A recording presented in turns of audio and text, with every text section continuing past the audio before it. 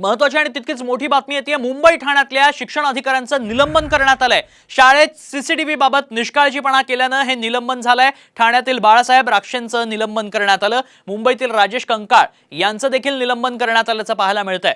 सीसीटीव्हीचा मुद्दा सध्या गाजतोय। शाळेमध्ये सीसीटीव्ही आहेत की नाही याची पडताळणी करण्यात येते आणि याच अनुषंगानं ही कारवाई केल्याचं पाहायला मिळतंय। शाळेमध्ये सीसीटीव्ही बाबत निष्काळजीपणा केल्यानं आता हे निलंबन करण्यात आलंय। ठाण्यातील बाळासाहेब राक्षेंचं निलंबन झालंय, तर मुंबईतील राजेश कंकाळ यांचंही निलंबन करण्यात आलंय। अधिक माहिती जाणून घेऊ। आमचे प्रतिनिधी गणेश कवडे सध्या आपल्या संपर्कात आहेत। गणेश, काय अधिक तपशील?